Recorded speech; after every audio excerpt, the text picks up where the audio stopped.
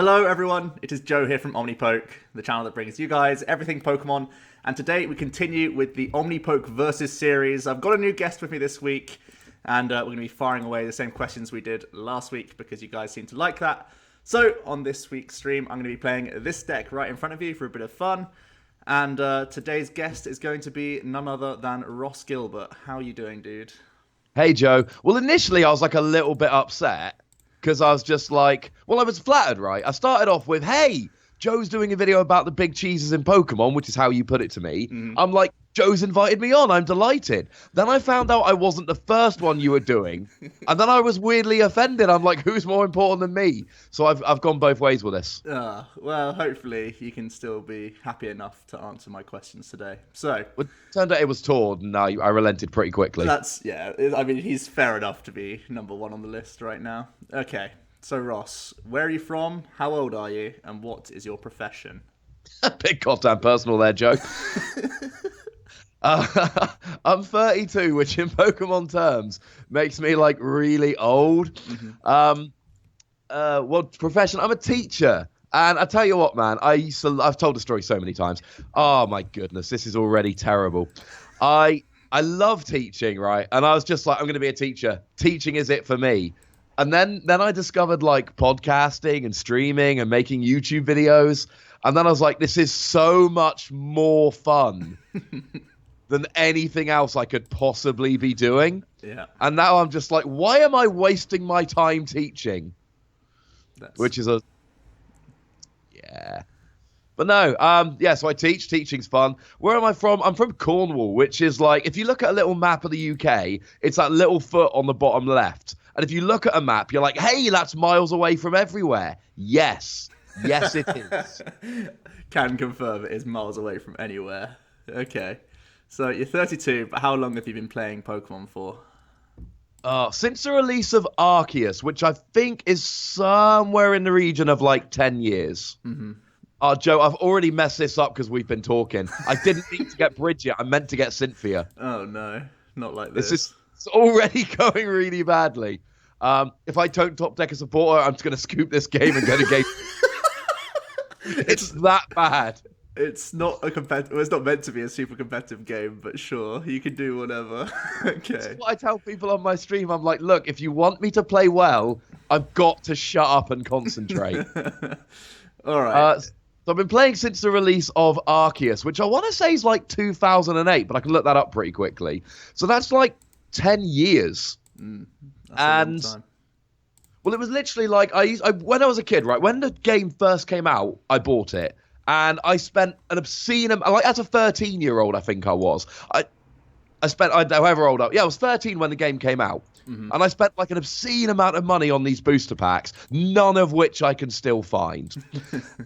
And I just got into the game then, and I'd play with my friends, and we were like 0 trainer card decks. Because trainer cards are so lame when you're a small child. Definitely. No one likes that.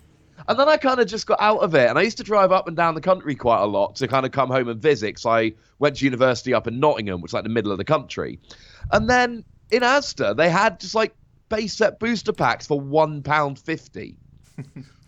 Which, had I known, they're now worth like, what, 30, 40 quid sealed? Sure.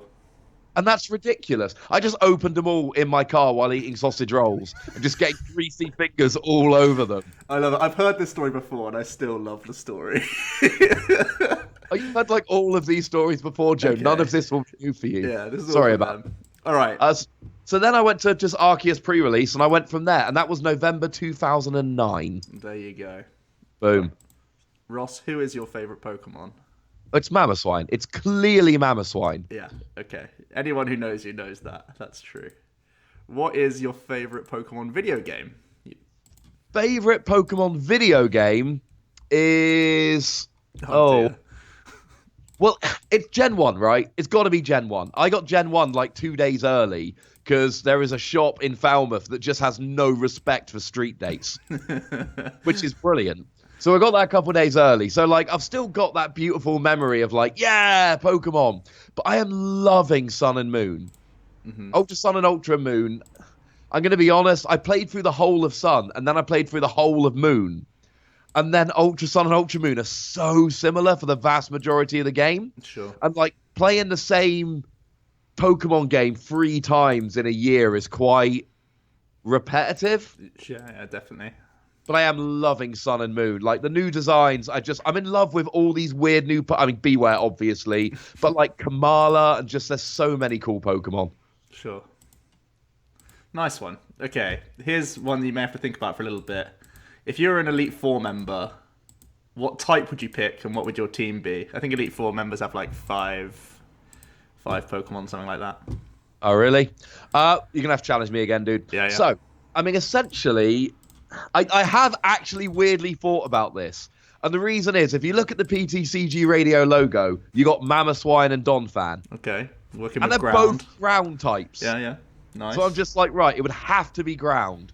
Now, I've just gone and got me a list of all the partly ground Pokemon because I'm not that prepared. Obviously, Donphan and Mamoswine. Yeah.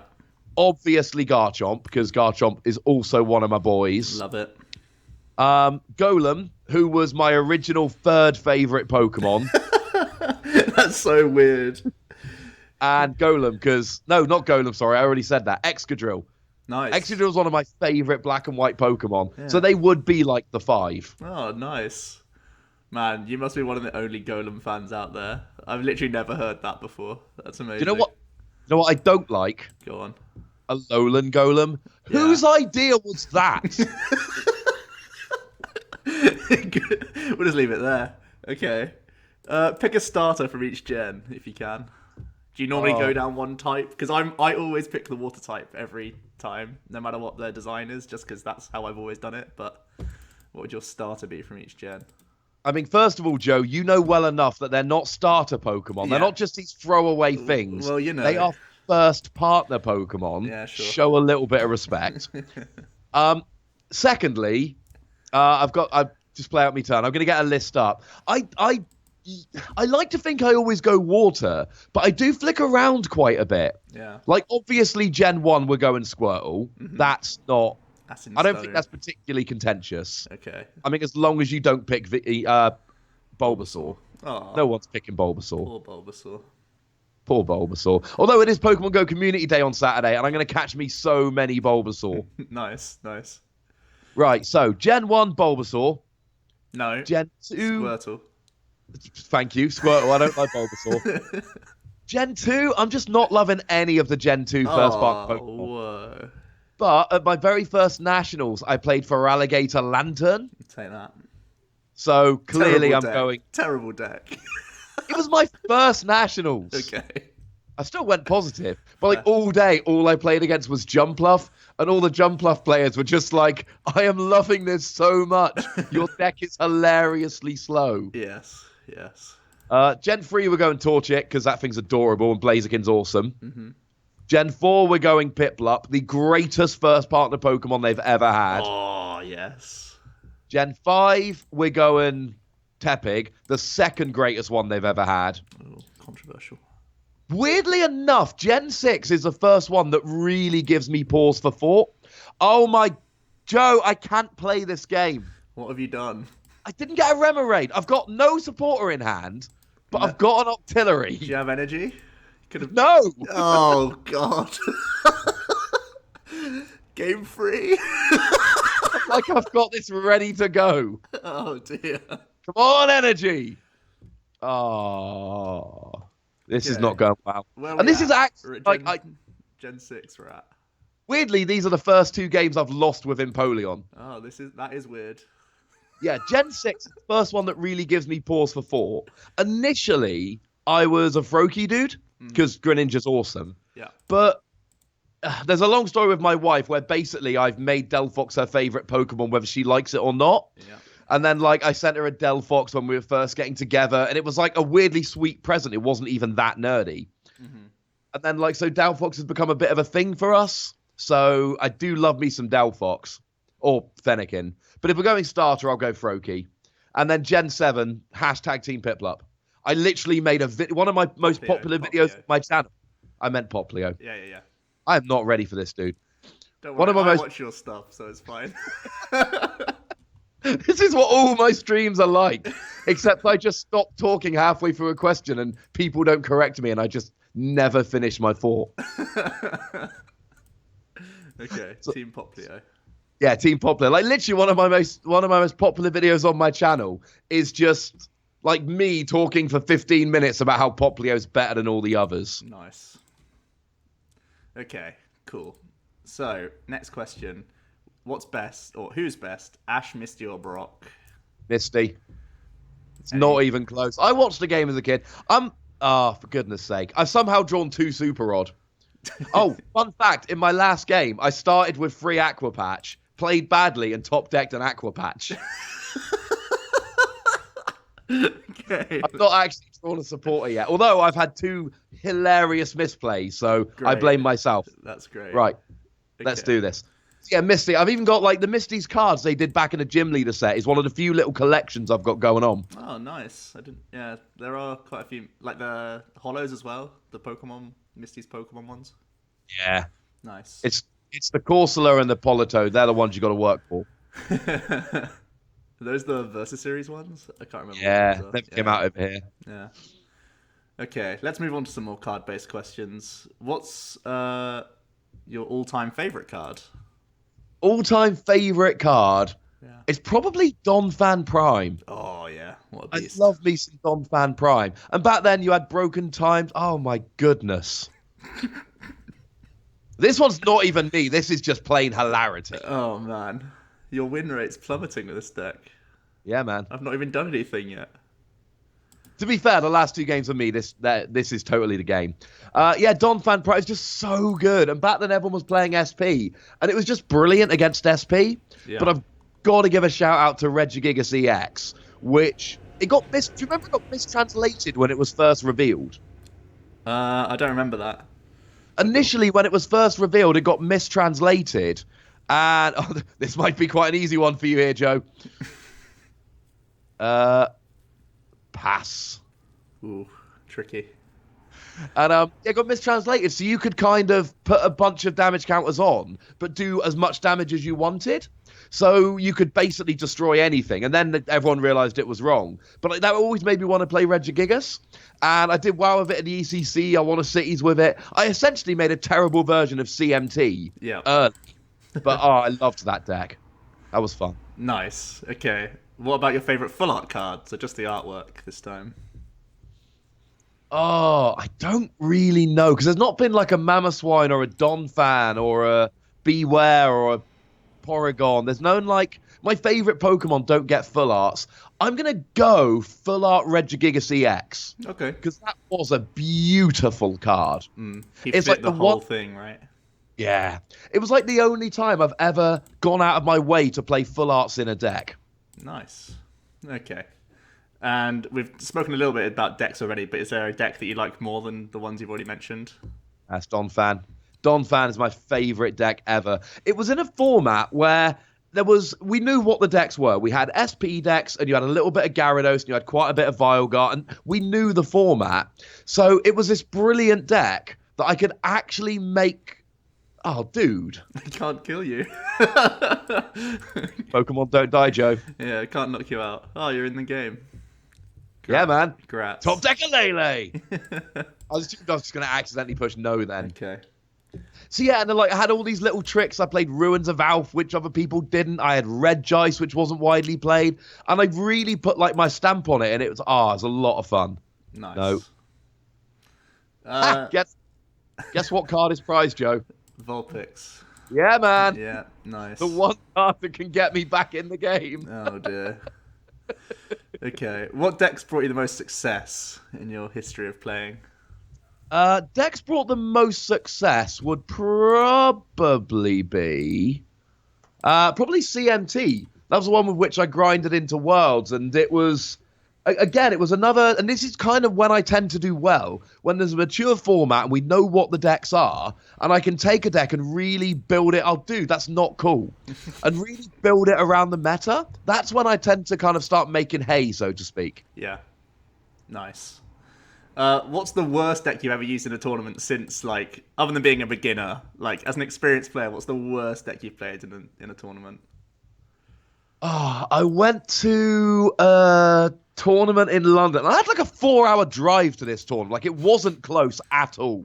And I played some weird Thunderous Tornadoes thing back when they first came out in, like, I want to say, what was the one? Emerging Powers? Yeah, Emerging Powers.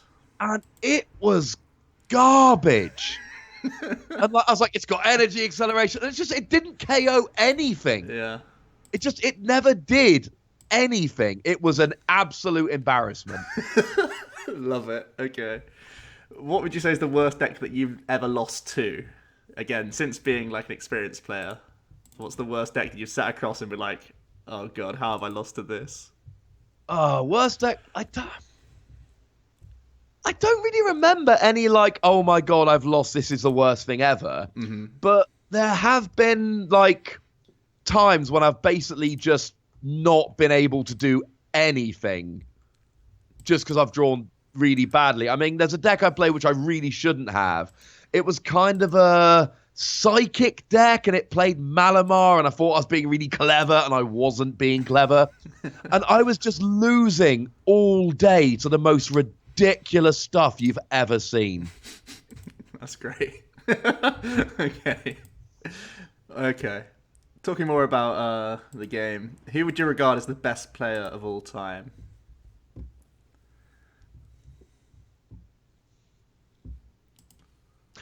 Best player of all time, Sami Sakoum.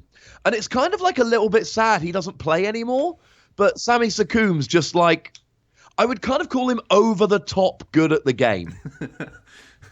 I mean, like, he went to Worlds every year and he cut every year. And there was like this period of time where like it was Sammy or his brother. They were the only people that could win UK nationals. Yeah. And he always did well at every tournament. And I did it once. I saw an American person put this post on like 6 prizes about the top 5 players in the game. And it was 4 Americans and Yamato. Mm-hmm. So I went, and I should have been working, and I don't like working. So I sat, this is before I had a podcast, when I actually had some free time occasionally. And I sat there, and I did a table, and I worked out the most successful players at Worlds since Worlds started, and Sammy came out top by like a mile. Yeah. Nice. So there you go. He's done the figures, guys. Sammy all the way. Team UK. And what about the best player in the last 3 years, would you say? I mean, you're setting me up here, Joe. It's Tord. Mm-hmm. Like, of course it's Tord. Nobody can come close to what... Like, literally in Sydney, me and Puka are sitting there and we're like, oh, wouldn't it be cool if Tord won a 3rd time? And then as the tournament goes on, we're just like, there is no way Tord's not winning a 3rd internationals in a row. And it's not even funny. Stop it, Joe! Oh, man. This is a good advert for your streams. What are you doing to me? It's just like I drew. Actually, to be fair, right, when I Bissell handed a minute ago, my top decks were I think Empoleon Cynthia. Seems good. So I did actually get sick top decks. But seriously, stop it. Okay. Who's your favorite player to test with and/or exchange your ideas with? I mean, I almost feel like you know this is coming, but it's you, Joe. Oh, baby, how did that happen? The only thing I find really annoying is, like, we differ in that I think every card is amazing, mm-hmm. and you think every card is terrible. Yes. So we end up in this weird situation where I'm like, Joe, everything's so good. And you're like, Ross, everything you're saying is terrible. How call yourself a Pokemon player? And we end up in this weird kind of back and forth. It's kind of fun. Yeah, it's chalk and cheese, I guess. Okay. Wait, am I knocking you out yet? No. You need some mons. Do you have any rivalries in the game, or has there ever been like this one player who you just always seem to face at tournaments, no matter where you're at?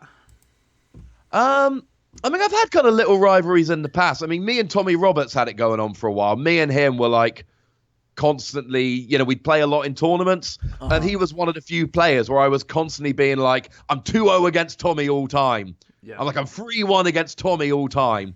And I would like properly start looking at what our actual respective records were. Mm-hmm.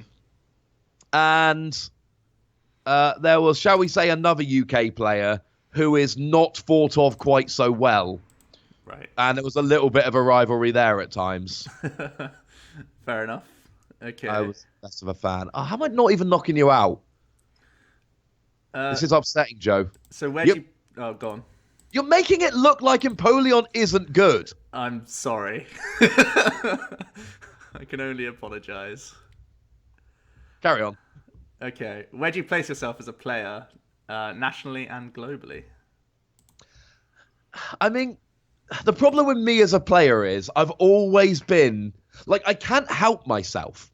Like, there was one time I actually just picked the best meta deck and put in a lot of time testing against every other major meta deck and figured out how to beat every deck, and I grinded into Worlds. And if I hadn't played like a complete moron for Worlds, I think I could... Because the only other person that grinded in was CMT, made top 8. Right. So I could have had a good run that year, but I was just like, I'm going to smiggle constantly, even though I don't need to. Now I'm out of resources. And then, like, I go to Sheffield Regionals, and it's the one regional I can make in, like, a 6-month span. And I'm like, I'm going to play Garchomp, because that's a good play. Yes. But I still ended up bubbling top 32. I think I am a good player. And I think I should be a perennial Worlds player. And I think I'm one of those players that you wouldn't expect to top cut Worlds, but it could happen. I Right. don't think he's going to go and top cut Worlds, but I think if I actually played the decks I should play and went to enough tournaments, which is becoming more and more difficult as I get older, I think I would get a Worlds in by every year. And I think like once every 4 or 5 years, I'd have a decent run. Mm-hmm. But I can't make enough tournaments. And I always, like now I'm playing Empoleon. I know this isn't the best deck, but it's the only thing I want to play right now. And this has been my downfall since 2012. Oh, dearie me. Okay. What would you say is your biggest strength as a player? I think my biggest strength as a player is my knowledge. I know stuff. I am very well informed about the game because pretty much all I do in my spare time is play the game, talk about the game, cover the game. I'm not winning this game. No. The Ace Roll, the Garbodor combo just did me in. Yeah. So I think that's probably my greatest strength is I've got the knowledge. So like when I'm playing in a tournament, when I'm playing online, I see what people are playing. I can predict their decks. I can predict their moves. I think my knowledge of the game is very, very high. Mm-hmm. Yeah, I'd agree. What would you say is your biggest weakness as a player, or something that you're like always working on? I always play the wrong deck. I cannot help myself. I like the worst thing is my knowledge means I always know what the play is. Yeah. And I always just pick a dumb deck. And then I end up losing. Yeah. Okay. What's the last tournament that you attended? Last tournament I attended was actually, I haven't been to a proper tournament for a little while. Just because, I mean, familial responsibility, to be honest. Yes. Which is very sad. Like they had a couple of league challenges here a couple of weeks ago, but they happened to fall on the weekend that was my niece's 5th birthday and my father-in-law's 60th. And apparently they're more important than a league challenge combined. I don't believe it. I know, right? But last one I went to a League Cup in Cornwall a little while ago. I went to 2 in quick succession. I came 3rd at 1 because I forgot that the Giratina promo was a thing. My only loss was to Greninja. Yeah. And there were like 4 Greninja at that tournament. Oh, I remember that actually. There were. And then I won the other one. But they were like around about rotation time. It's been a while since I went to a proper. I've played a lot, but it's been lots of kind of casual games and online and stuff like that. Yeah, fair enough. What's been your best result in the last year? Has it just been the challenge wins? Yeah, the cup, Joe. Cup. Sorry, cup. Come on, Joe, give me some credit. Fair enough. This game hates me. This game? Sorry. I've just drawn like 2 double colorless and a Sycamore. Oh, man. And I'm going to get KO'd next turn. Maybe. I feel pretty confident. So what's been your best result at Worlds? Was it the grinder year? Yeah, well, it's actually... Oh, for goodness sake. That's actually the only time I've played at Worlds. It was an interesting one because I played really badly. I still contend I took the best deck to Worlds. Right. And it really was, it was a tournament where I could have cleaned up because CMT was an excellent choice for that tournament. It was absolutely swimming with Darkrai. Mm-hmm. And oh my goodness. Yeah, it was a tournament where it's just completely full of Darkrai, and my deck just beat Darkrai very, very consistently. Yeah. But I had a mirror match where I just kept using Smeargle, which was a really bad idea because I just ended up going out of resources. I didn't tech against Exalgor, and I played it twice, and I had to donk both times, and I went second both times. And basically those 3 results kind of did me in. The meta was very... Because it was over... I don't know if you remember 2012, but it was stupidly Darkrai. Yeah. And CMT with Heavy Terrakion really was the best list. And, oh, for goodness sake. This is getting embarrassing, Joe. You can't scoop already. I can scoop already. Too early, man. Too I early. had no supporters in my hand. I had no options. I was going to end that turn with a Zorua. Ooh, clever. And that was it. That was all I had. Okay. It's not making me look good. And yeah, like that whole tournament was set up, but as it turned out, I went like 3-4 because I wasn't... Okay, I'll explain it nicely. My theory was, I grinded into Worlds! Mm-hmm. And I didn't go into Worlds being like, I'm going to win Worlds. I went into Worlds like, I grinded into Worlds! Yeah. And I just wasn't focused on winning. I was happy to be there. Yeah. And then at the end of the tournament, I was like, hey, imagine if you'd taken that more seriously. That's great. And you played the same deck, right? After grinding in, you played the same deck? Oh, yeah, I just went literally 60 card. I just assumed I wouldn't play any Exalgor. And, I mean, the guy, Stefan Tobacco, he also grinded in with CMT, made top 8. Yeah. And he dead drew in top 8. He could have easily won the tournament with his deck. Mm-hmm. The difference between us was he teched for Exalgor.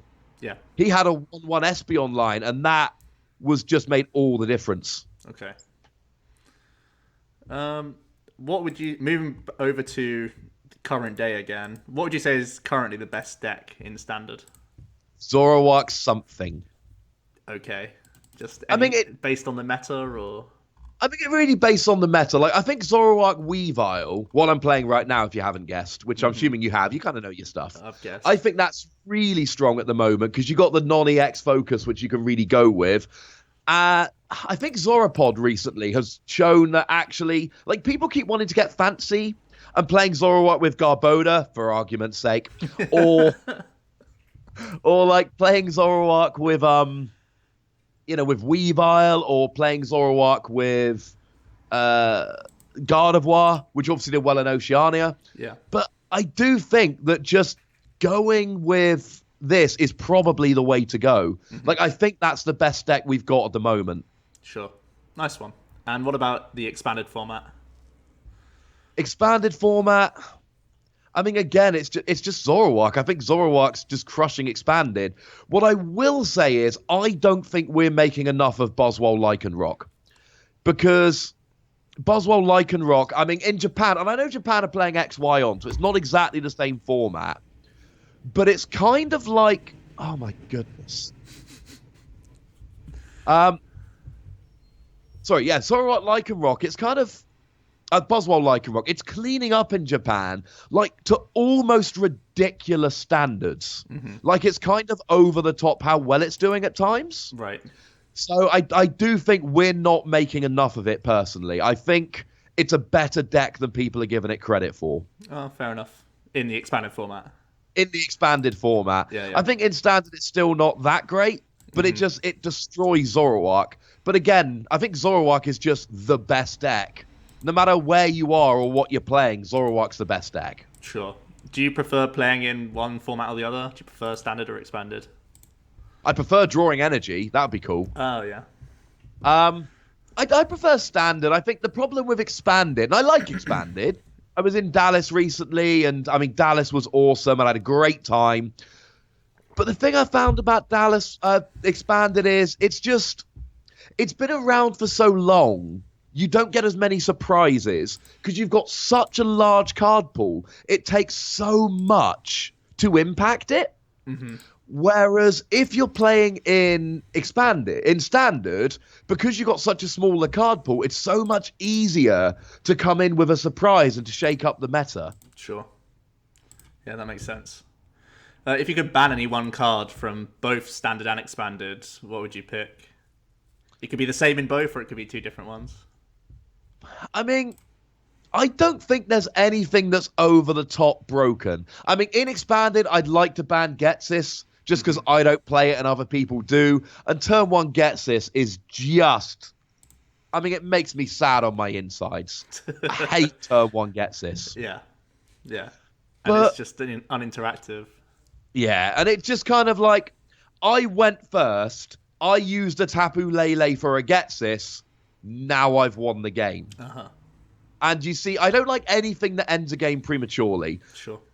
I like things that actually let you play. What I would love to do is ban cards for specific tournaments. Mm-hmm. High five. Like, let's have a big regional, no one's allowed to play Zoroark. Yeah. That would be so much fun for me. It would be definitely a huge deal as well. It's like why I've always been such a big fan of the Professor Cup. Because I think when you look at the Professor Cup, it basically says, hey, you know all those conceptions you've got about deck building? Well, now we're just turning them on their head. And I like that. I like to make people think. Whereas at the moment, and don't get me wrong, I love the game, I love the format. But when I go, if I was commentating a tournament tomorrow, I would be able to predict like 95% of Top Cut with a fair degree of accuracy. Sure. And then occasionally you get someone like, what was it? It was a Talonflame Rampardos deck that got top 256 in Charlotte. Yeah. I'm like, that's what I love. As a guy that kind of follows the game, I love stuff like that. Sure. And you get more of that when you shake things up a bit. Yeah, nice answer. Would there? Oh, yeah, okay. Are you a player that likes to master one or two decks, or will you take pretty much any deck to a tournament if you think it's the right play? I will take any deck to a tournament, but I like to have one or two where I really know what I'm doing. Mm-hmm. But it goes back to my problem of, I mean, I love your bursting balloon with Garboda, by the way. That's genius. Thanks, mate. Because it means I don't get abilities, but you do. Yeah. Which is harsh, man. It's the combo. I love it. It's absolute genius. And I don't think I've seen anyone do that before. Yeah. And it kind of makes me delighted. Did it at Malmo. I've carried it on. How'd Malmo go? Did you crush Malmo? I messed up. I misplayed my way out of points, basically. Anyway. Do you have a certain playstyle or philosophy when you choose decks? Is it just whatever's fun? Yeah, I mean, like I say, my biggest problem in the game at the moment is, it's like everything I'm doing, you've just got a perfect answer for, and it's making me really sad. All right, we can do that. So yeah, I generally tend to favor aggressive decks. Mm-hmm. I've always been quite a big fan of just going a little bit nuts with my play. Right. I like just going for it and playing aggressive decks. But again, it really does come down to if I can find something that really tickles my fancy, I tend to go for that a little bit more. Just because sometimes it's really fun to just play around with weird stuff. Sure. Yeah, makes sense. Are you superstitious? Do you have any like mascots or lucky charms that you take with you to tournaments? Well, I mean, I always like to say... Oh, my goodness, this is just upsetting. I'm so bad at this game, Joe. I'm like, I can't KO you. I don't have enough energy. I just assumed I could Mind Jack. Offensive and I can't Mind Jack. Doesn't do enough. And if I hit you, I'm just taking the bursting balloon damage. True. It's a pro stall play. I've gone for a float stone. It's fine. This is why I need to pay attention. Right, there was one tournament. I played this weird psychic deck, the one where I just got like destroyed when I played it by random stuff. And I've got a play mat, which is literally drawn by the Dan Middleton, that big YouTuber guy, but back when he was cool. And it's an amazing... I still love Dan. Sorry if you're listening, Dan. And I'm like 100% sure. And I'm sorry, Joe. I don't mean to diss your channel. Oh, no, he's not. He's not. Dan's got better things to do. Like counting his giant piles of money. Yes. But... And I love that, Matt. And I take it to every tournament. And one tournament, I was like, hey, I'm playing a Psychic deck. I will take my Gengar playmat, because that's Psychic too. I have never drawn worse in a tournament. Like, I'm not even kidding. I think there was one game all day I didn't dead draw. It was absolutely hilarious. And I was losing to basically theme decks, because I was just drawing, like, evolutions for Pokemon that aren't on the field. Right. Random trainer cards. And I'd have hands of like 8 supporters. And it was just, but none that I could actually play. Like, it was a Sycamore and a Sycamore and a Sycamore and then all my tech supporters. And I was just like, I am never using another playmat at a tournament again. This is like the universe's way of showing me I should not ever play a different deck at a tournament, playmat at a tournament. This ain't going to work. Right. That's pretty cool. Okay. Do you pay much attention to foreign tournaments? That's like a pretty easy yes, right? Oh, it's a hideous yes. I've literally been I've been emailing us. I've got Antoine Boulet, as viewers of mine will know, is a lovely man.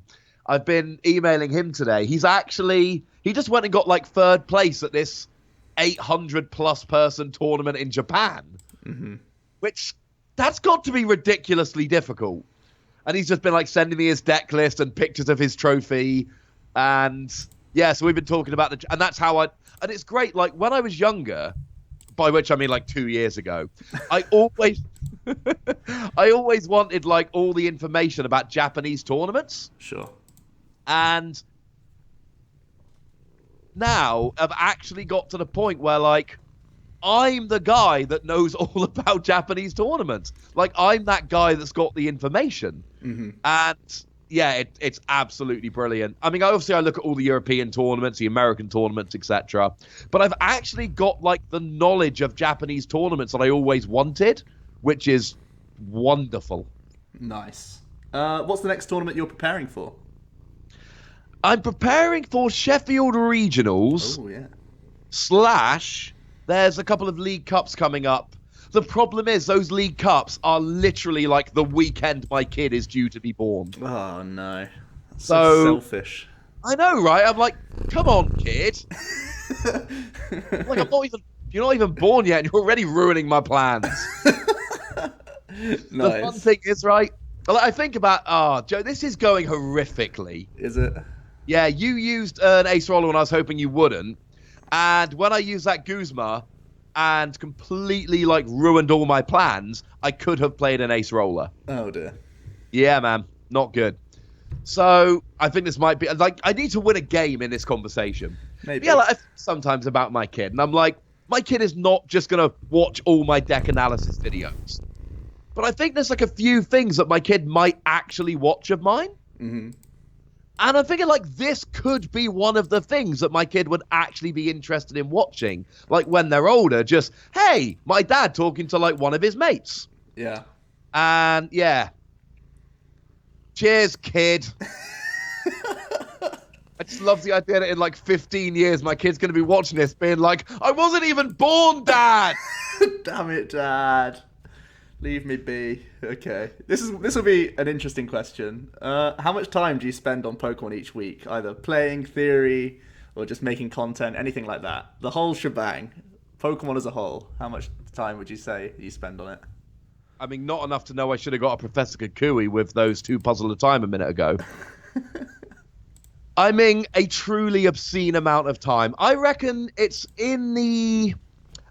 when I kind of try and put a number on it, it generally comes in somewhere around 30 hours a week. Okay. Now, bearing in mind I work full-time, yeah, and I'm married, mm-hmm. I generally spend about 30 hours a week doing Pokemon stuff. Like, I'll get home from work at 4 or 5 o'clock, and I'll sit here till about 8 o'clock every day just doing Pokemon stuff. Yeah. Constantly. And then at the weekend, it's probably nearer 4 or 5 hours a day. Then I go to tournaments. Like, at the risk of sounding weird, it basically consumes me. It's like all I do. Yeah. It's almost ridiculous.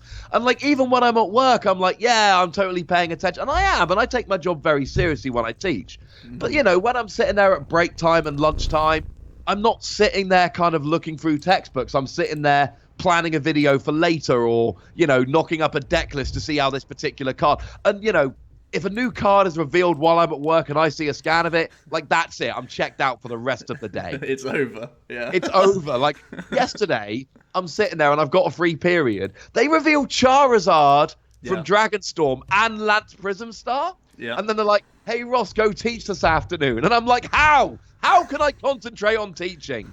As a side note, if anyone from work is listening, they were good lessons. Okay, good. I was going to ask. It full on sounds like you're purring, Joe. It's the cat. Oh, so there is actually a cat purring. There's a cat.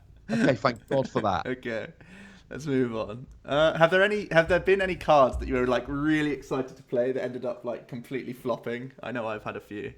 Like, so many cards. Yeah. Like, so many cards. I mean, the biggest one lately, and this still fills my heart with sadness, Incineroar GX. Oh. Like, I was fully... And in theory, right, everything makes sense. It's got 250 HP, which is huge. You do a decent amount of damage for 1 energy, so that brings in max potion shenanigans. Initially, you had Skyfield, which, of course, opened up all kind of options for just doing a huge amount of damage. It just seemed like it was ready to go. Mm-hmm. And it was never good. Like, ever. Literally never. It's really sad. Never had a moment of being good. What new cards or decks are you excited for from the new set? What's that, Forbidden Light? Yeah. Oh. The problem is, I've already I've gone past Forbidden Light. I'm already thinking Dragonstorm.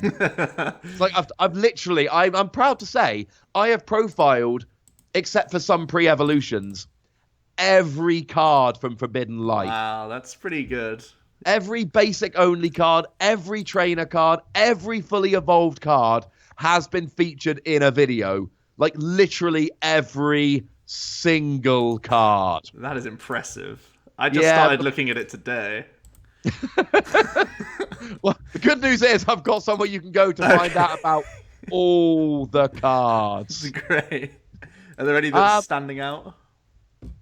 I mean, the new Zoroark is absolute. So the new Zygarde is standing out. Mm-hmm. But honestly, like, B-String. Yeah. B-String is gonna change things. And, like, I don't think people are prepared for how good B-String is gonna be. Okay. I think people are like, oh, B-String, that looks fun. And B-String is, like, over-the-top ridiculous good. Okay. And I don't think people are giving it enough credit right now. Sure. But it's, you know, getting 2, and it gets, if your opponent's got 3 or 4 prizes remaining, you get 2 cards from your deck and blah, blah, blah. Yeah. And it's gonna, I mean, Buzzwole, by the time you lose, you know, when a rotation hit, you're definitely gonna win this game, Joe. Stop that sighing rubbish. Oh, I'm going to be 10 short even if I play Devoured Field. This is so upsetting. Right. But yeah, like, so Buzzwole, it's going to lose strong energy and it's going to lose max elixir. And some people were like, oh, I don't know if it's still going to be good. No, it's going to be absolutely nuts good. Because B-String, like, even if max elixir wasn't rotating out, B-String would just replace it. Like, these decks that were doing well in Japan this weekend, they're not playing max elixir. They're playing B-String. Yeah. I mean, that is the one. And I think the one I'm really uncertain about is Greninja GX. I think Greninja GX could be amazing, or I think it could completely and utterly fall flat. Right. I believe. See, me and Jack are the same. I'm a believer, and Jack doesn't believe it at all. I really want that card to be good. Okay. Oh, and Diancie Prismstar. Diancie Prismstar, again, is ridiculous. Needless to say, these decks in Japan this weekend, like, the winner and my mate who got third, they were both playing a copy of Diancie Prismstar. Sure. Because, I mean, it's double Regirock. It's just, yeah. It's like naturally 4 times as good because it's double the ability for half the cost of a card, really, because it's a single prize Pokemon. And you can get it with Bridget. Yeah, that's actually a huge deal as well. Yeah, it's almost ridiculous how good, like, there's going to be a brief window where we've still got strong energy and max elixir, but we also get B-string and Diancie. Yeah. And the new Buzzwole as well. Again, not enough people are hyping the new Buzzwole. The new Buzzwole's ridiculous. Hey, like my opponent's got this many prizes left. I get an... Oh, for goodness sake. What's wrong with this deck, Joe? I don't know. I've done 2 streams with this and 3 streams with this, and it sets up beautifully. Oh, man. I can't believe it. But yeah, basically Buzzwole stuff. Cool. Sounds good. So I'll just stick with Zorogarb and be chill. Yeah. I've got the psychic counters. That's all I need. Oh, yeah. You'll be fine. Cool. How do you analyze and or test of the new cards? Is it just all based on theory, or is there testing involved? What's your process? I mean, generally speaking, it starts off with just theory, but I like to do a lot of test hands. What am I doing? Almost made a big mistake. There we go. So I do a lot of test hands where I kind of sit there and I just kind of play out, see how they work. In terms of actual testing, I generally tend to wait until the set's actually released, and then it's just over to PTCGO and going nuts on there. Yeah. Because, that didn't work. Because I think, that really didn't work. I think one of the mistakes a lot of people make is that they test too early. And one of the problems you get, like, even if you actually kind of hit it all on the head, one of the problems you're going to find is that the meta's going to shift. Sure. So if you're testing like 2 months early, like if you were testing a month ago, you'd be like Zoroark Gardevoir, best deck in the format. And that's still seeing a bit of play. But nowadays people have gone back to Zoropod and they're playing Zoroark Weavile, and you really need to be testing for the format that's around at the moment. And I don't think enough people do that. That's fair. A lot of people just net deck a deck and think it's from a month ago, but it'll still be fine. But game's always changing. It's important. Yeah. All right. Do you subscribe to any article websites? Where do you get your main info from? I don't think you need to subscribe to article websites. Now, I'm in a fairly fortunate position because I've essentially spent 9 years networking. Yeah. So I don't really feel the need to go, like, if I need a deck list, somebody will give me a deck list. Sometimes you can go on stuff like Limitless TCG and they've got all the websites on there. But like, I've hit you up for deck lists before. Yeah.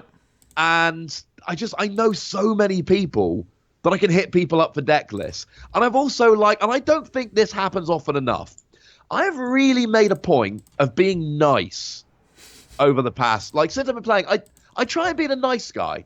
And there's so many people that all they do is just go on the internet and bash people. Sure. And I want to be the nice guy. And it means that people they will send me lists. As for information, I think these article websites are great. But I don't think they're for everybody. Because if you spend as much time as me, and I'm assuming you do, researching the game, testing the game, most of these article websites don't have stuff that you haven't already found out yourself or learned from talking to other people. Yeah, that's fair. I guess we're in fairly unique spots, though, where we've got our finger on the pulse already, so it's kind of just more stuff that you already sort of know a lot of the time. Anyway, do you watch or listen to any Pokemon-related content? Any podcasts that you particularly like? Any videos? Watch and listen. I mean, obviously, Super Oddcast. We both know that's, lovely people doing lovely things. Obviously, OmniPoke. And I say that, and I'm not just saying this because I'm playing against you today, Joe, because I'm not that much of a suck up. But I will happily admit you are my favorite non-PTCG radio channel. Ugh. I mean, let's face it, I'm not going to put you over PTCG radio. Come on. Fair.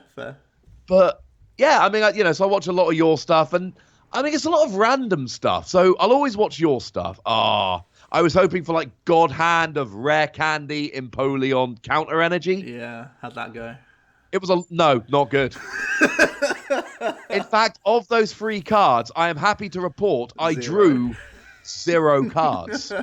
Very good. Okay. Hey ho. What about? Go on. So when I'm going down through, Burbank or whatever, I will click on random videos and just be like, oh, let's have a look at this.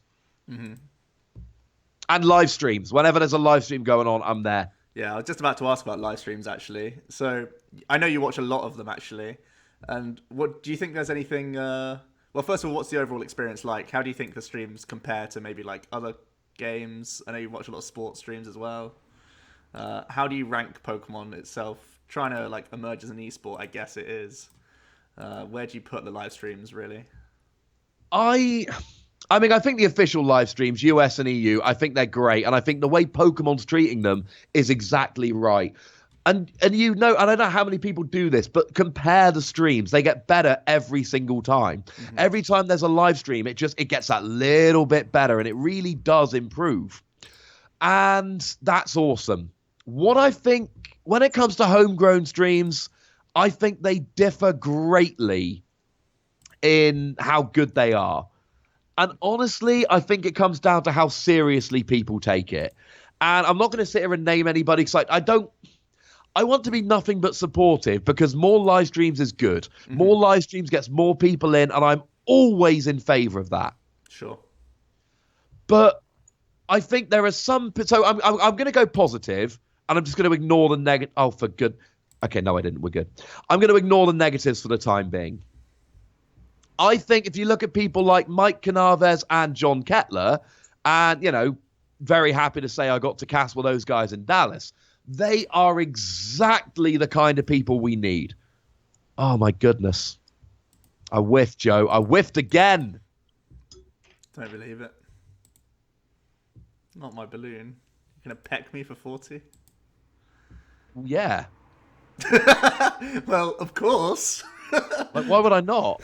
Yeah, fair. I mean, it's kind of 2 fewer bench Pokemon to get the KO. That's true. Obviously, I would like to not have to peck for 40. That would be the ideal situation. That's what we're after. So, yeah, I mean, and they take it seriously. Sometimes you watch unofficial streams and they're just not taking it seriously enough. You see people who are disparaging other players. Mm-hmm. And I hate that. Because if you really want to take casting seriously, you're not sitting there taking the mick out of the people that are playing. But I've seen that so many times. I've seen people who clearly aren't up to date with a metagame. And why would you go and stream if you weren't up to date with a metagame? And I'm not annoyed that these people are streaming. I'm annoyed that better people could be streaming. Yeah. Because one of the things that I love keeps happening. It's like when Pokemon gets new streamers, they tend to go for people that create content, people that are already doing it. Mm-hmm. And I love that. And I think that's absolutely the best way to go. And when I see these homegrown streams of people that don't take it seriously, stop it, Joe. You are killing me. I've not even done anything. You totally have. Because I know what's coming. And it's not nice. Oh, look. I wonder what the target's going to be. Who could possibly have seen this coming? I'm thinking about it.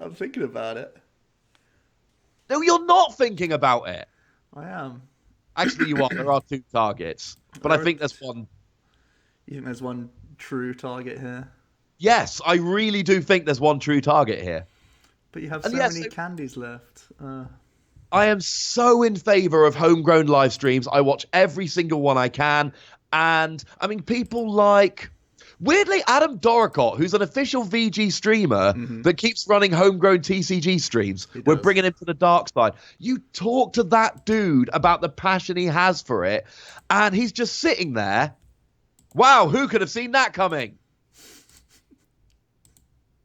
Damn it, Joe. And like you see the passion he's got for it, and it's absolutely wonderful, and I love it.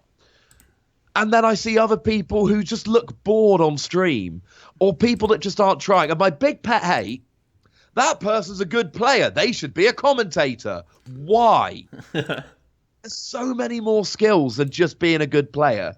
So I love homegrown streams, but I think there's too many people that like the idea of being a caster and don't actually sit down and really put a lot of time and effort into thinking what is going to make me a good caster and studying. Because half the reason I watch all these streams, I am not a perfect caster. None of us are perfect casters. No. So when I watch streams because I want to watch other people and I want to see how they do it, and I want to be better because I've seen really good players casting. Sure. Yeah, that makes a lot of sense. Very passionate about casting. Yeah, I can tell. Alrighty. Moving on. What is your lowest point playing Pokemon? That's a difficult question. I mean, lowest point playing Pokemon, there's not been a really low point because I just absolutely adore this game, and I just really don't think low points come into it that much because it's... Oh, I've literally got to hit the perfect free card hand for this to work. Let's go. So I don't think you ever get real low points like that, but there have been some tournaments where I've just not done very well, and it's been kind of upsetting. And honestly, there are times in the game where I'm not even going to win the prize race now, Joe. This is so sad. I'm still going to peck you because I can, and I'm not going to get KO'd from it. But yeah, that's not a good one. So yeah, I mean, some of the criticism would kind of be a low point, and it's not the criticism. I am down with criticism. It's just the way that some people kind of go out of their way to be rude. And I just don't know why people do it. Because I don't get why anybody would. It's kind of like, if you don't like my video or you don't like how I cast in a particular game, great, let's have a chat about it. Yeah. I don't get why people would go out of their way to be rude. It's just... I don't get it, to be perfectly honest with you. Yeah. And I don't think it's a good thing. And all it does is just hurt the game. Yeah, that's fair. But, like, for instance, in Oceania, day one, I talked too much. I was not reeling myself in. And I saw what the comments people were making. And I took them on board. And if you look at day two, I was such a better caster. Because I'd seen the criticism and I'd gone, oh, yeah, that's a really good point. And I'd fixed it. And that is, I think, the difference. People saying, Ross, you're talking a bit too much. You're taking over the other caster. Good. Yeah. People just randomly going on and making, like, things with, you know, these memes and stuff, which are clearly done to be hurtful. I don't care. But my other big pet hate is they're going to do this to other people. And those people, oh, finally! Turns out I do play Rare Candy, Joe. Ta-da! Yay! And yeah, like, and that's actually really bad because there are so many people out there that are going to look at what people are saying about me and other people, and they're going to go, oh, yeah, I don't think I really want to do casting anymore. It doesn't seem like a good idea. Right. And I'm like, brilliant. You've put other people off casting because you're a moron. Yeah. So yeah, I mean, there's not low points. Like, when I read stuff like that, I don't sit at home and cry or anything stupid like that. But I do look at that and just think, like, you are hurting the next wave of great content creators with your idiocy. Yeah, that's fair. Right, let's turn it back onto positive note. What's your favourite moment of all time playing Pokemon? Definitely grinding in. It's just, it's absolutely unbelievable. The kind of the grinding in. And the best thing was, it was kind of like, you know, I mean, you were there and there was Tamao and George and Tommy and all these people. And I just walked over and I'm like, I grinded in. And it was just like, but people don't grind in. Like, that's just not a realistic goal. People don't grind into worlds. Yeah. So it's like, it was so unexpected. I didn't expect to do it. And it was absolutely beautiful. What I will say, though, and I'm going to pick two here because you can't stop me. I mean, you technically could, but it ruined your own video. Just because you'd have to turn it off because I'm not going to stop talking. Okay. It's just like that moment when I got to... Because I missed London for my brother's wedding. But when I got to Germany to do the official stream, and I'm just sitting there in the chair, and I'm just like, I'm actually going to cast a Pokemon event. This is wonderful. That was such a highlight. Well, I actually messed up. Yeah, Joe, I've been trounced in every game we played. This is genuinely embarrassing at this point. I messed up, though. Please tell me about how badly you messed up while you pick up your Zorua with 10 HP remaining. Yeah. while I've got enough items in the discard for you to get a one-hit KO on Empoleon. Well, Please tell me more about that. Yeah. Okay, let's move on. Do you have any hobbies outside of Pokemon? Hobbies outside of Pokemon? Yeah, I'm just a massive nerd. Read a lot of comic books. Yeah. That's fun. Big into comic books and big into sports. I'm a huge NFL fan, and they have not been earning my love lately. But I am weirdly a very large fan of the Charlotte Hornets NBA team. Mm-hmm. I literally diverted my honeymoon through Charlotte, North Carolina, just to watch the Hornets play. That's how over the top I go. It's not pretty. But yeah, huge sports fan, huge comic book fan. I play a lot of video games, and I've just started playing the Dragon Ball Super TCG. Oh yeah, I saw that. And clearly, like, I'm me. My wife tells me I have an obsessive personality. She's absolutely right. So it's not like I'm going to casually play Dragon Ball. I'm sitting here reading through deck lists, reading through, like, trying to learn because only 3 sets at the moment. So I'm trying to learn every card, ordering play sets of random commons. I don't even need for decks off eBay just because they're cheap and I might need them later. Yeah. Starting to make videos. I can't do anything half-heartedly. That's good, though. That's good. And the Dragon Ball game does look really good. So good. So, fair play. It's very, very different. Mm-hmm. I'm aware you win with a Guzma next turn, but at least I'm keeping things vaguely interesting. Yeah. I mean, I've taken prizes this game. Let's do it.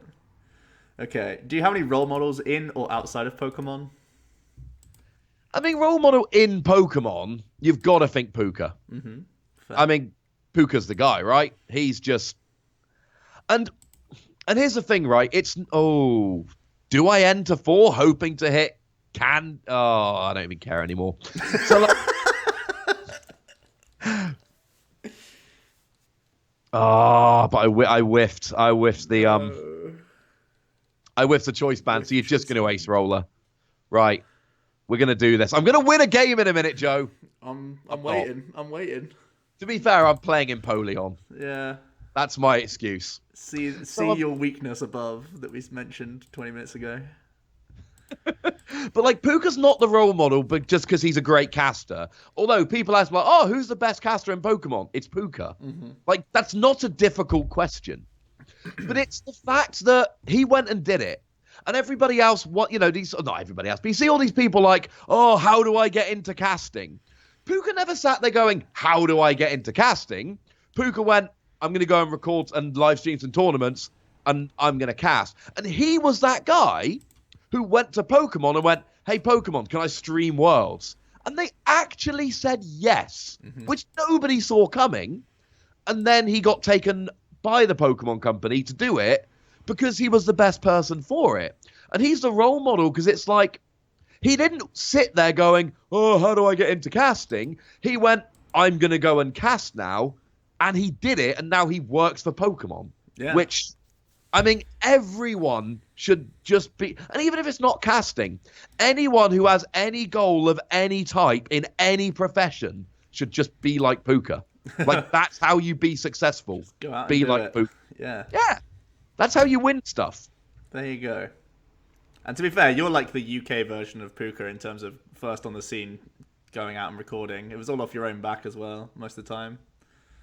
So there you go. You went out and did it. That's the goal. Okay. So you've mentioned sports, but what are the teams you follow again? Just remind us what teams you follow for sport. So NFL, I cheat and I can. It's Detroit Lions and Los Angeles Chargers, sorry. They're in different halves of the league. They play once every 4 years, so I'm going to allow myself to do it. And NBA, it's Charlotte Hornets. Although I do now have a little bit of an affinity for the Dallas Mavericks. Not only did I go and see a game when I went to Dallas to cast and be on stage and all that, but I caught a T-shirt that was, like, fired into the crowd out of a cannon, which was a life goal I never knew I had until then. The thing is, it says, like, the T-shirt says, Mavs fan for life, and I'm like, kind of Mavs fan for a day, but this T-shirt's a bit of a lie. Yeah. But it was fate. the canon chose you. So The canon chose me. okay. What about band or artist? What sort of music do you like? I mean, band or artist, it's generally... Oh, for goodness sake, it's happening again, Joe. So band or artist, it's very much kind of... I like UK bands, I like homegrown stuff, but it tends to be kind of anything rock related. So punk, ska, metal, anything kind of rocky. Also a weird affinity for John Denver, but big fan of Frank Turner, In Me, British band, absolutely love them. Funeral for a Friend before they went away, Hell is for Heroes, who keep saying they're broken up and then playing shows. Phony back in the day. Lots of little British bands no one listening has ever heard of. Right. But when I was in kind of college and university, I was that dude who would just get on a train and go to a random show of this band no one else had heard of. But, you know, I heard this random song that a friend played me and now I love them. Right. Okay. That's pretty cool, to be fair. But it worked out. Like, they were like Phony. They recorded a 4-track EP with the producer who used to do it for Skunk Anansie, who are far more famous. Mm-hmm. Although no one listening to this will have heard of them, I imagine. No, I don't know. And, like, they never released this CD because they changed their singer, but I was really friendly with their manager, and the manager was like, I was like, how's this going to be released? And he was like, oh, it's not. Give me your address. I'll send you a copy. I'm like, yay! Cheers! Get to know people. Networking. There you go. Nice one. What about book? What's your favourite book? I have two favourite books, and it's very hard to choose between them. World War Z, don't watch the film, is amazing. Although, weirdly, the boat scenes in World War Z were filmed off the coast of my hometown. Ah, boom. Good knowledge. It was a big deal at the time. Like, two of my friends were extras in the film, although one of them, his scene got cut from the movie, and the other one turned up for one day, got bored, and left. So neither of them are in the movie. But technically, two of my friends were extras in World War Z. Oh. And that's what's... And Ready Player One, which any nerd should immediately go and read Ready Player One. It's actually just come out in the cinema like this weekend. I was going to say, yeah. It's like over-the-top, phenomenally good book. And the audiobook is read by Will Wheaton. Will Wheaton. So just putting that out there. Yeah, if you're not reading it, what are you doing? I feel like I'm playing a deck that has a bad matchup against you, and I won't stop. Just have to ask yourself, what is a good matchup against this deck? Nothing. That's the answer. Also, fun fact, guess what was prized this game?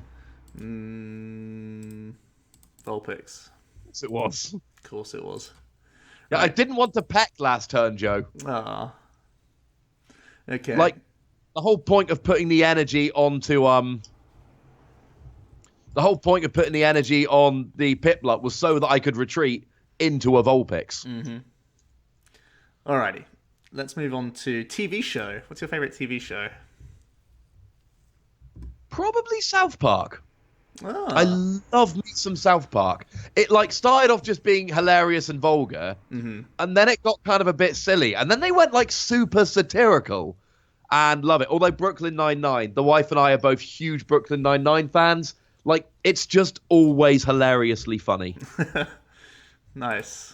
Do you watch even the modern South Parks, like the newer ones? Oh yeah. I am fully caught up with South Park, nice. Including both of the games. Oh, the Twig of Truth and the other one. I can't remember what it is. The Fractured But Whole. Oh, yeah. Okay, what about favourite film? Oh, right. Here's the thing, right? As well as being a video game nerd and a comic book nerd and a card game nerd, I also am quite the film nerd. And good. I have a very expansive taste in films, and basically if it's not a musical, I'll watch it. Gritty British film, I'm in. Weird foreign film, I'm in. But probably my favourite film ever is the original American Pie. Ah. And I'm a little bit embarrassed about that, and I probably should be. But it's just it's hilarious, but it's a lovely story about a bunch of mates. Mm-hmm. And like in that way, I think it's because when I saw American Pie 2 for the first time, like I said, I don't do anything by halves, Joe. So when I saw American Pie 2 for the first time, I'm like, this is a better film. It's so much funnier. And then over time, I'm just like, yeah, but American Pie 2's funny, but American Pie is just like lovely. And I think that's the big difference between them. Okay. Nice. What about food? What's your favorite food? It's a toss-up between curry and pizza, and it really depends what mood I'm in. Nice. Curry, amazing. Pizza, amazing. Yeah, okay. We can go with those. Oh, man, this is bad, Joe. What about favorite actor or actress? Or both? You can do both. Oh, man. See, I didn't even read this far down the list of questions you We're sent getting me. close to the end. I am totally unprepared for literally all of these questions. Favorite actor or actress? I like Emily Blunt. Oh, yeah. Emily Blunt's been in a lot of really cool stuff. She was really good in it's not called Live, Die, Repeat. Edge of Tomorrow. She was really good in Edge of Tomorrow. I liked that a lot. But then she was in a little British film, Summer of Love, which is really good. And she's done some comedy stuff. So I like her. I mean, Daniel Day-Lewis is just the man. And Alan Tudyk. Alan Tudyk is just... I mean, who doesn't love Alan Tudyk? He's just amazing. He's like my boy. What about comedians? Do you listen to any live comedy stuff? Oh, I love me some live comedy. I love Jimmy Carr. And I know I shouldn't. I know liking Jimmy Carr is bad. Because you're not supposed to like Jimmy Carr. Because he's not a nice person. Objectively, his jokes make him sound like a terrible person. Right. But that's why you like him. Jimmy Carr amuses me greatly. There's also, and I'm very embarrassed, there's a Canadian lady who is absolutely hilarious. And for the life of me, I can't remember what she's called. Is she the one who's on the show with Jimmy Carr? She is, yes. I can't remember her name either, but I do know who you're thinking of. Catherine someone. Yeah.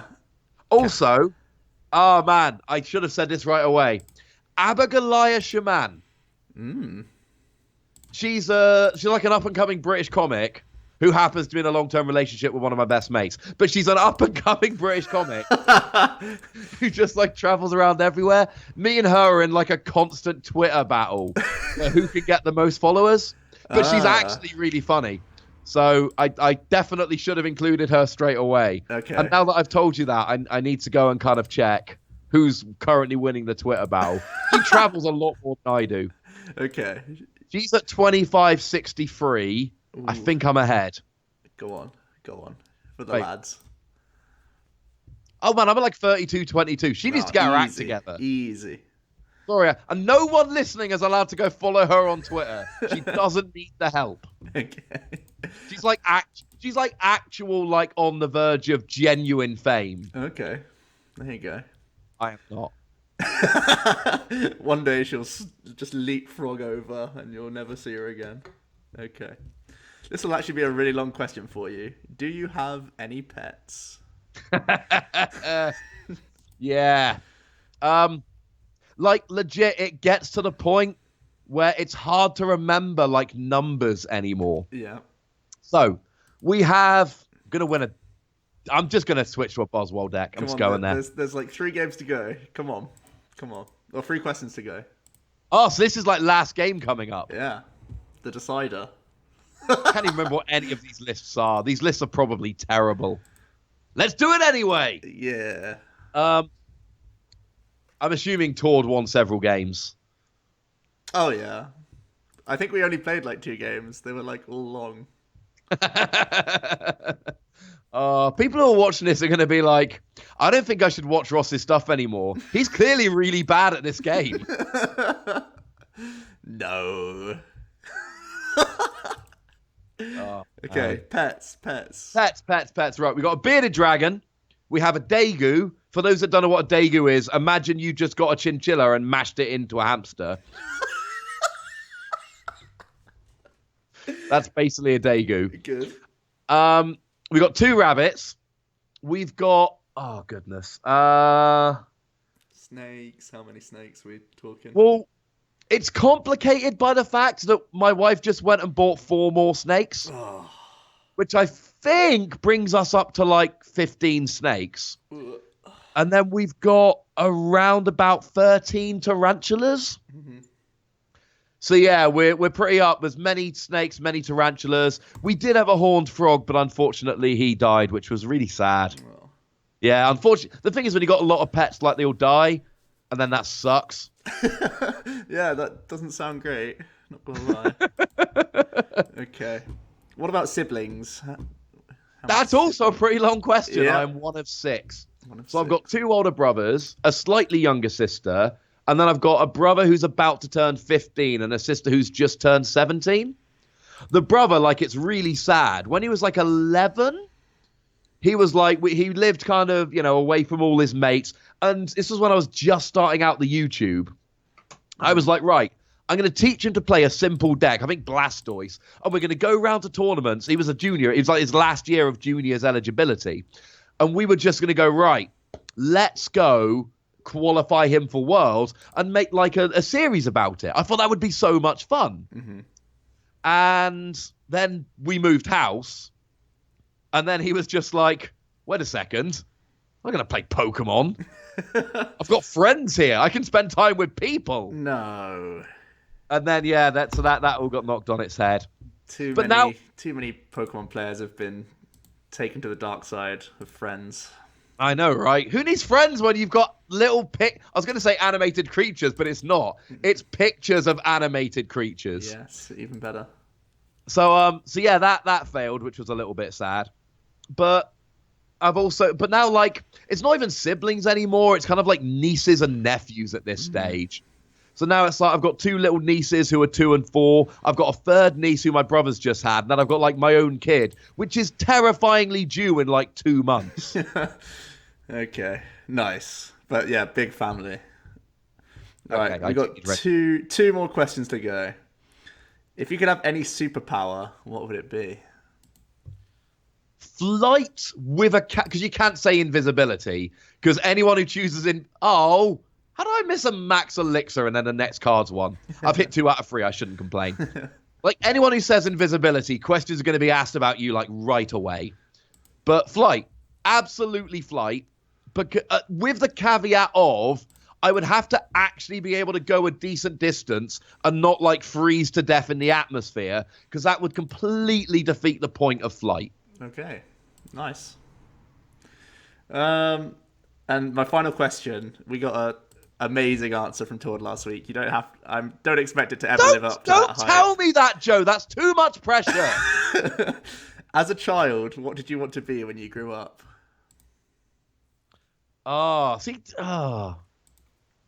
I've actually just played enough items that you can one-hit me, can't you? That sucks. But I don't think I can get there with this hand. Sweet. Yeah, so I mean, it's not very. I mean, I can say like Space Cowboy or something if you want. But the honest answer is, like, I was fully just like, I want to be a solicitor. For American people, you have lawyers. Solicitors in the UK do all the background work, then give it to a barrister who does the in-court arguing. But being a barrister is just incredibly time-consuming and expensive. Most people can't do it. I always planned to be a solicitor, but okay, I'll tell you what, the reason of why I'm a solicitor is a much better answer. Okay. So I wanted to be a solicitor, so I had it all worked out. I'm going to go and be a solicitor. It's going to be fun. Life is good. And then... Oh, dude! Clutched it. I'm not even getting a KO here.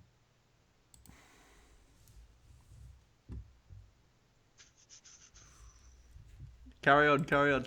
So, well, you made me do maths now, Joe. You made me think about numbers. Oh, man, I would absolutely love a Guzma right about now. Maybe. So I can only hit 30, 40, 50, 60. That sucks. So there's no point putting a strong energy there. Yeah, I'm totally out of it right now. So, okay, so I was going to be a solicitor, and I had it all sorted, and I went to university, and I got a law degree, and life was good, and all of that. And then I realized I couldn't actually afford to be a solicitor, which was slightly upsetting. It's like super expensive to become a solicitor. Yeah. You have to go and do all these courses, and they cost lots of money, and you don't get any funding for them, and that's all rubbish, etc. Yeah. So instead, yeah. So what I did instead was I I was like, oh, fine. Oh, I'll be a teacher. Why not? Because I was working in Asda at the time. Sorry, I'm telling this story really badly because I'm actually trying to think about the game right now. I just want to get one win so I don't embarrass myself. So I went to work in Asda, and then I ended up getting a job teaching. And the theory was, look, training to be a teacher will pay me more than working in Asda. I'm not actually going to teach. Don't be ludicrous. And then I went out with my friends one night, and I got left alone, which is a bad thing. And I didn't have any headphones to listen to music. So I actually started thinking, which is bad for me. And literally I was wandering around at 2 a.m. and I was like, right, I'm going to be a teacher. And I went home and I applied for this job 300 miles away from where I lived. And then they were like, hey, we're stupid enough to hire you. And that's how I became a teacher. There you go. Wasn't deliberate. Thing is, though, most people, they're like, oh, I wanted to be this weird thing as a child, but now I have a sensible job. No. I've gone the other way round. Yeah. I have a sensible job. Now I want this. Now I want to be like a YouTuber and streamer. Now I want the childish job. Nice.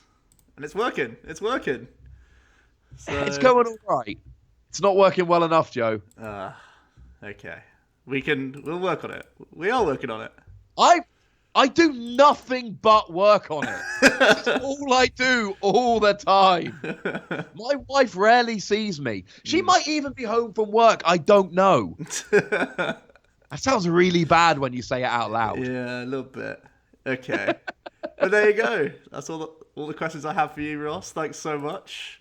The floor is yours to do all the shout-outs and whatever stuff you want to plug or whatever. I'm sure everyone knows you already, but the floor's yours, man. But plugging's so difficult because I always forget to plug stuff. When I do my own streams, I am really bad at just plugging my stuff. It's not a good thing. Oh my goodness. I've played this so badly. Seriously, I'm not this bad a player. I promise you I can play this game. I find it really hard to chat and concentrate. The amount of misplays on my stream is almost well, it's just terrible. Oh, yeah. Don't worry. I'm in that camp too. Okay, plugs. What do I want to plug? YouTube, youtube.com/PTCGRadio. For anyone that's unaware, that one's always fun.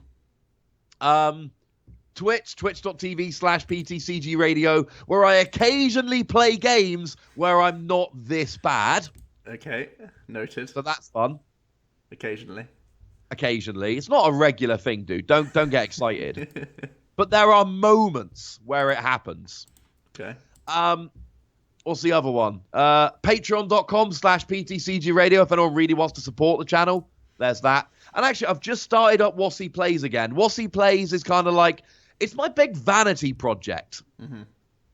It was not even a vanity project. It's just, hey, I'm going to make videos about video games. And I've just started covering Dragon Ball Super.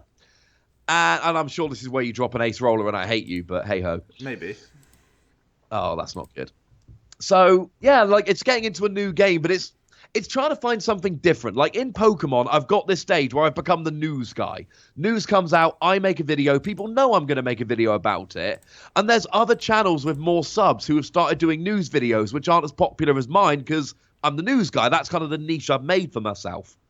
Well, now I'm starting Wossy Plays, and it's well, now I need a niche with that. Because if I just do some video game reviews and I do some Fortnite gameplay, I'm well, there's nothing special about that. Mm-hmm. There's a million other people doing those videos. So at the moment, it's trying to find something a little bit different and a little bit special. But I'd say Dragon Ball Super, there's a lot of content out there where really good players are just showing good deck lists. Right. And that's cool. I'm enjoying a lot of those videos. Mm-hmm. But there's not much kind of, here's a card analysis, here's some news, here's answering a bunch of questions, the kind of stuff that I really like doing. Sure. So I'm hoping that kind of I can carve a little bit of a niche out in that respect and kind of be a bit different. So it's really Wossy Plays and Twitch. I've grown PTCG Radio and it's going really well, but it's a niche. It's not huge. Yeah. And if I could grow the Twitch, then I could do this full time. If I could grow Wossy Plays, I could do this full time. If I could find another thing to do, then I could do this full time. I just need to find what that other thing's going to be, and that's kind of what's difficult. So yeah, Oh, and also Chaos Cards have started sponsoring me as a player, Oh. which, again, I think that's a little bit kind of like I'm a far better caster than I am a player. But the thing is, like chaoscards.co.uk, and here's the thing, right? I am not a corporate shill. They are the 4th online, I realized this when I was thinking earlier, they are the 4th online card company that asked me if I wanted to get some sponsorship. And the first 3 I said no to, and this goes back to my kind of trying to be a nice guy. Like, some random card company gets in touch, well, I don't want to support them because they were like, hey, do you want to be supported?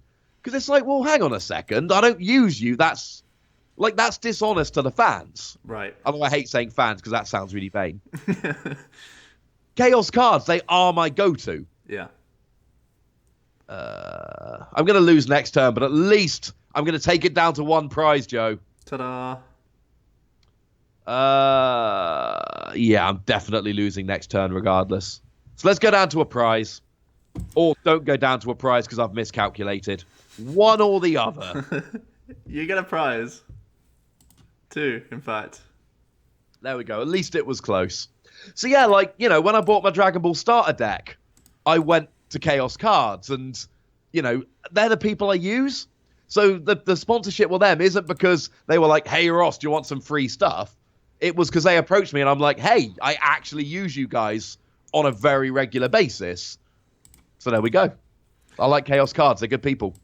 And that wraps it up perfectly time-wise. So once again, man. cheers for being on. It's been a barrel of laughs, as I expected. Well, it's been fun. Like, the thing is, if people are just listening to the conversation, I think this has been quite entertaining. Yeah. Just ignore the screen. Yeah, people watching the stream, they're just like, why am I watching this guy's videos? He's terrible.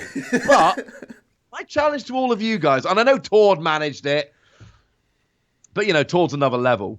Oh, my God, you're going to have, like, a whole series of people that can play while talking. Damn it. Well, I can't play while talking, all right? But this is why my streams are entertaining. Yeah. There we go. Exactly. Fun. All Thanks for right. having me on, Joe. This was a lot of fun. Yeah, thanks again for stopping by. I'm sure I'll talk to you soon anyway. But that's it for today, guys. Thanks again for Ross, and we'll see you next week for the next OmniPoke Versus. Cheers.